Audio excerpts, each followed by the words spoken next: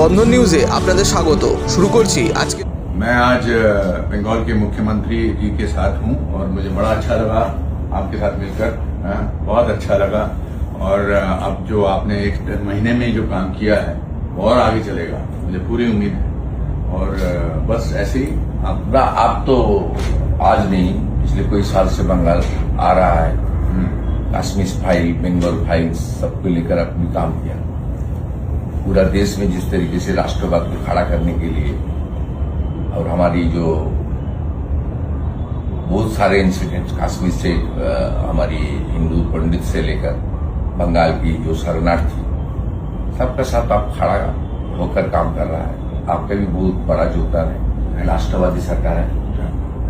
और आपने जो आज बोला कि आप यहाँ पर डॉक्टर श्यामा प्रसाद मुखर्जी का धरती है, जी जी स्वामी विवेकानंद का धरती करती है, बिल्कुल। यहाँ पर तो हमने यहाँ से तो सब कुछ सीखा है।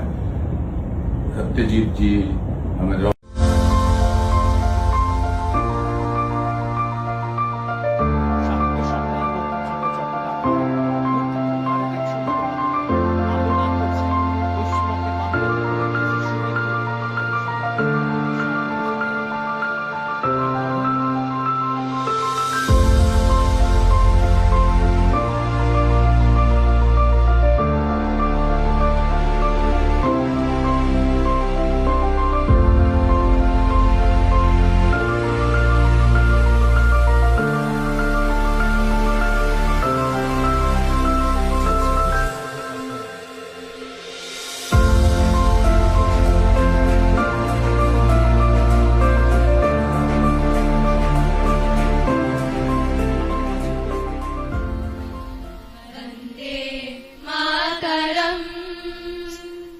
वन्दे मातरम् सुजलां सुफलां मलयज शीतलम् शस्यश्यामलां मातरम् वन्दे मातरम्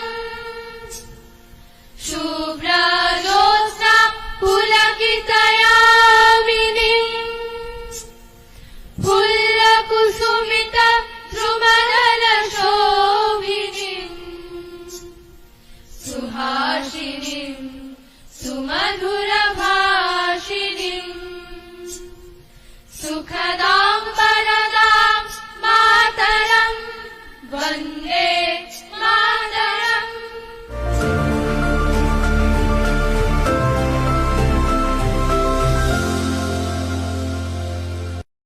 भारत माता की वंदे वंदे। প্রথমেই অন্তরের অন্তঃস্থল থেকে প্রণাম নিবেদন করি যার আবির্ভাব দিবসে আজকে আমরা সমবেত হয়েছি, ঋষি বঙ্কিমচন্দ্র চট্টোপাধ্যায়কে তার বিদেয়ী আত্মার অমরত্ব প্রার্থনা করে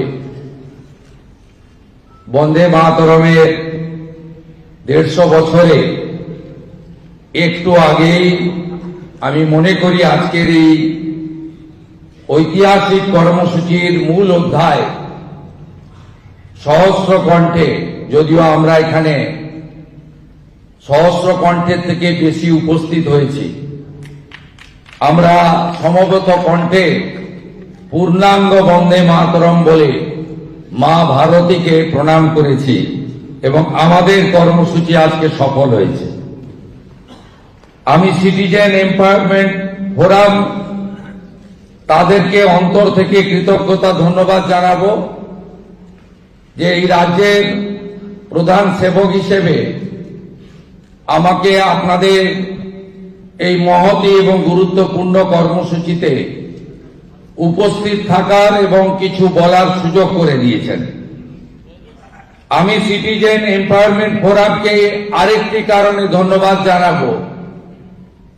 গত বিধানসভা নির্বাচনে স্বৈরতন্ত্রের বিরুদ্ধে রাষ্ট্রবাদের পক্ষে যে ঐতিহাসিক লড়াই ছিল, বিপন্ন হিন্দু, বিপন্ন দেশপ্রেম এবং কার্যত পশ্চিমবঙ্গকে ভারতবর্ষ থেকে বিচ্ছিন্ন করা একটি অপপ্রয়াসের বিরুদ্ধে গণতন্ত্র রক্ষা করার জন্য, সংবিধানকে রক্ষা করার জন্য তারা সেই সময় ভারতের নির্বাচন কমিশনের এই রাজ্যের আধিকারিকদের কাছে ছুটে গেছিলেন যে এই রাজ্যে গণতন্ত্র প্রতিষ্ঠা করা দরকার।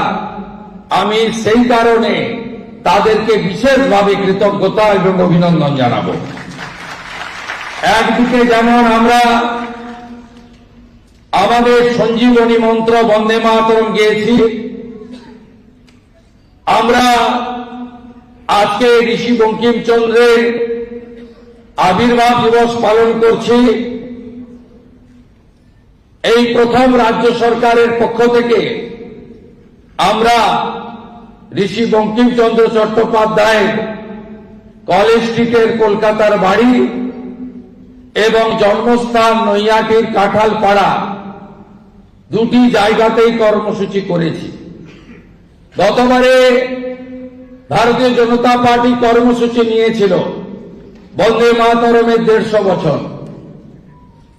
আমি কলেজ স্ট্রিটে ওনার বাড়িতে যাওয়ার উদ্দেশ্যে এসেছিলাম। এত বড় তালা লাগিয়ে রাখা হয়েছিল গেটে। ওখানকার স্থানীয় কাউন্সিলরের নেতৃত্বে কর্মসূচির পরে চিরদিন কাহারও সমান নাহি যায়, গণতন্ত্রে স্বৈরাচারীরা কখনো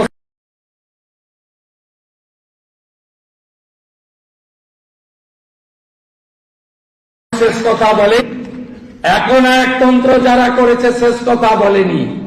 টেম্পোরারি কষ্ট হয়েছে, কিন্তু finally for the people, by the people, of the people, জনগণ জয়যুক্ত হয়েছে।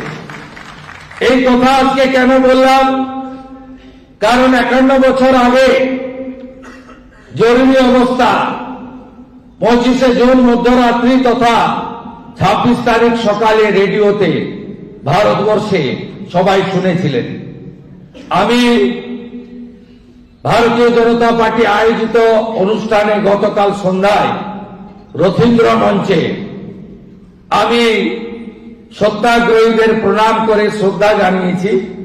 আমি বক্তব্যের শুরুতে এখানে উপবিষ্ট সত্যাগ্রহী যাদেরকে আমরা উঠে দাঁড়িয়ে সম্বর্ধিত করলাম, তাদের শ্রীচরণে অন্তরের প্রণাম নিবেদন করি।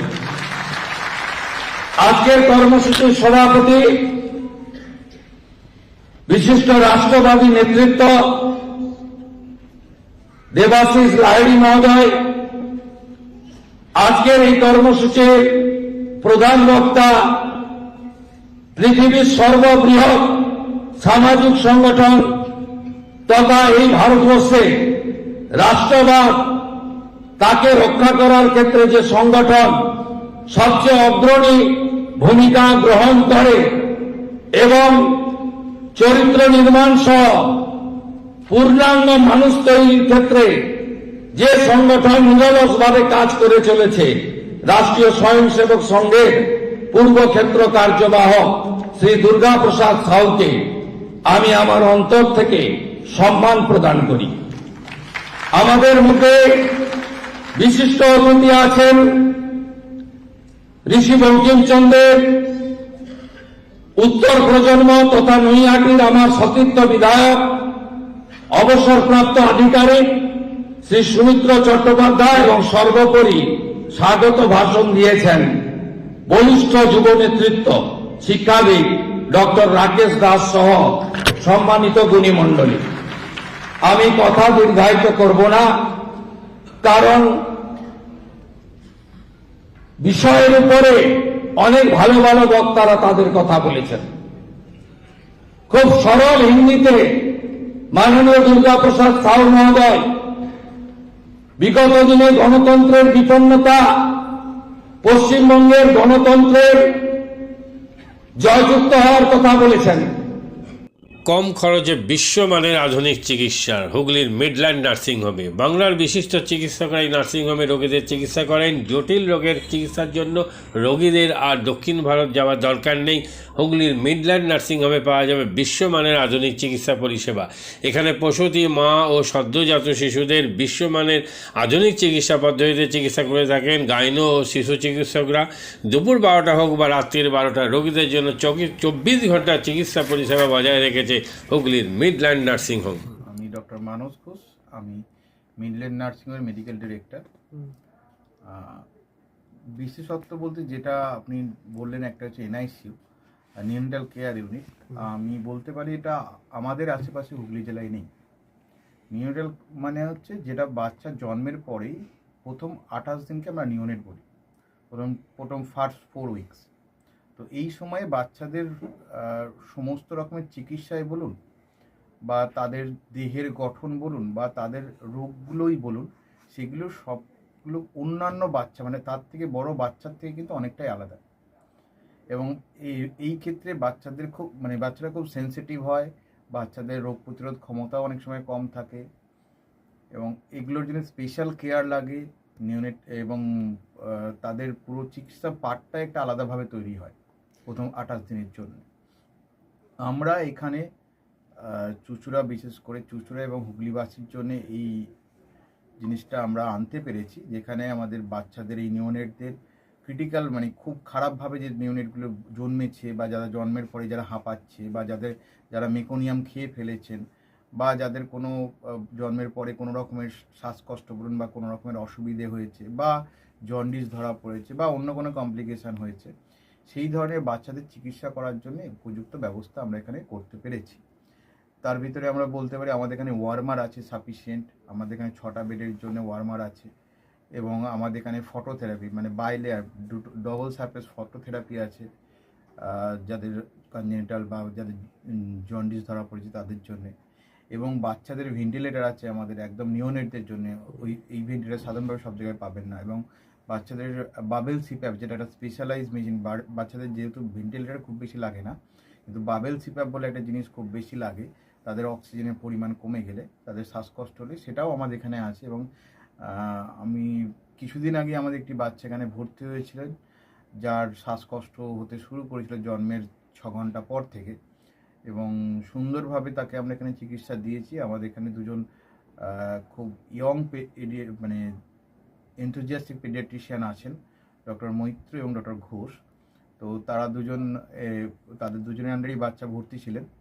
অন্য পেডিয়াট্রিশিয়ানরাও আসেন, বাট এনারা আমাদের এখানে সবসময়ই থাকেন মোটামুটি একটা স্তম্ভের মতো আমাদের নিউনেটাল কেয়ার ইউনিটের জন্য।